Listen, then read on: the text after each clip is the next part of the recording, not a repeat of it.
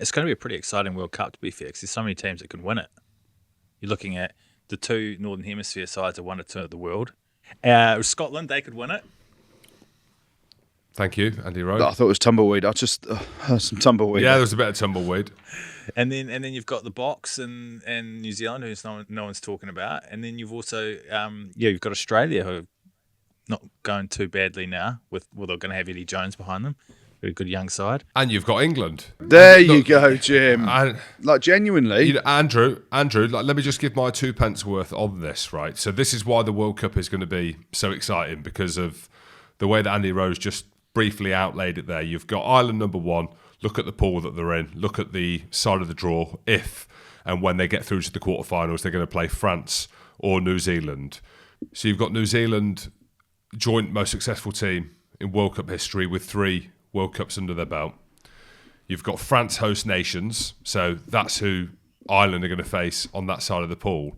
And then you look at the other side of the pool, you've got a team that's been in 4 finals, won one of them in 2003, was in a final in 91, back in the archives, Andrew, thanks for reminding me, lost to Australia. 2007 against South Africa, lost, and won in 2019, lost to South Africa, but a team that's got history going all the way is England. We knows it. And you look at the side of the pool, you look at the form of Owen Farrell, you look at the form of Manu Tuolangi, if they can get the balance of the back row, ask me the question. Here we go, Jim. Ask me the question. Are England going to win the World Cup?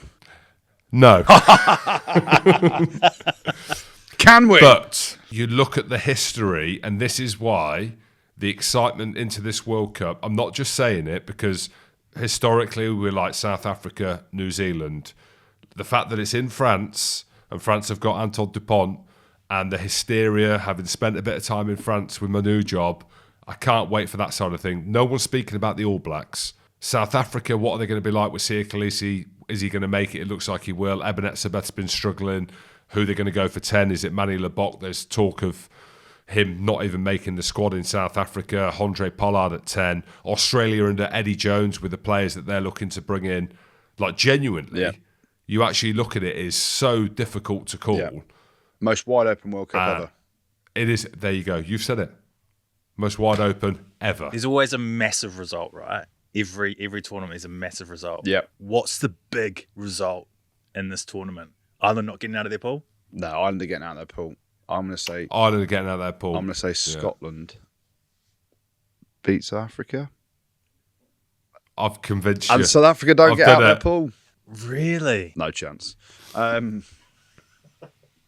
don't know. I think either England or Australia go all the way to the final. Really?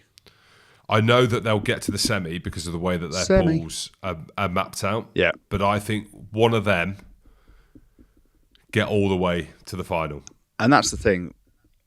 Whoever wins it, if anyone wins it from the side of the draw of New Zealand, South Africa, Ireland, France, those groups, you've done it the damn hard way. Done it the hard way. Yeah. So one of those quarterfinals, don't they then go over and play the winner, either Australia or England on the other side in the semi? Yeah. But we don't, because it's so hard. Like previous World Cups, you could kind of predict things, couldn't you? Until the Japanese beat South Africa and stuff like that. But the reality of it is there's 5 teams into 4 places on that side of the draw. And I include Scotland in that. So Scotland, South Africa, Ireland, France, New Zealand. And I'm not belittling the other teams in that. You've got 5 of, the top. What is Scotland now? 7th, 6th, Jim? 5th. There you go. There you go. Thank you. Are you actually 5th in the world?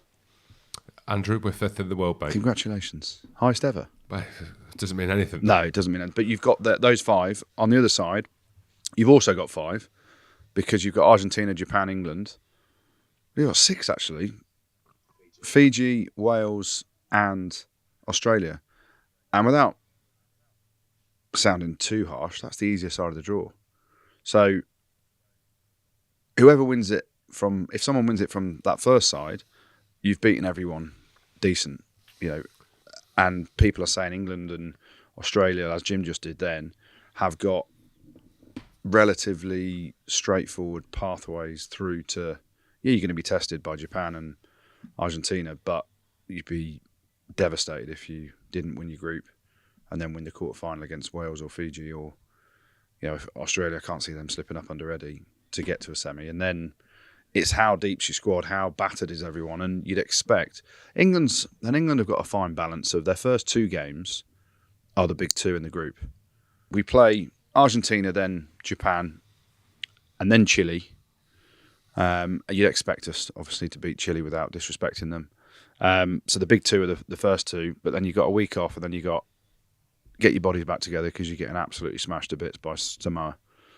You should win the game, but physically that's going to be a big challenge. So it's then, and you look at a lot of the other teams, how fresh is your squad getting to the knockout stages? And, we're going to see red cards, we're going to see injuries. There's so much water to go under the bridge in terms of actual in-tournament differences and things that are going to unfold. But it's super exciting because you've got a lot of teams that could go and win it, and you've got tough pools to get out of, because James has promised to change the draw for the World Cup in 2027 to a year out, Jim? World Rugby?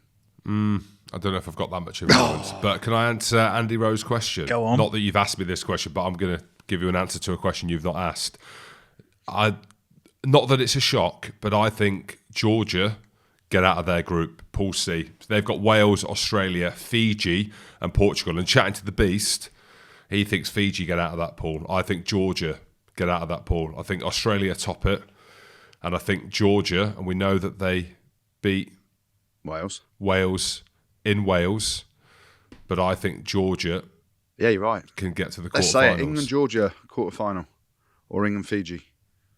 You've either got a scrum or you got to run and tackle. You got to pick one, scrum or run. Pick one, Andrew, out of Pool C. I'll back Fiji over Georgia. Definitely. There were so many worldies in their team. Yeah, but they just need it's about scrums and 10s, and they've got talent galore from 12, 13, 14, 15. Exactly. And that's where Tonga could be dangerous with the players that they're going to have in the back line. Yeah. Malachi Fekitoa, the Piatau brothers, Sione and Charles Piatau. Folau.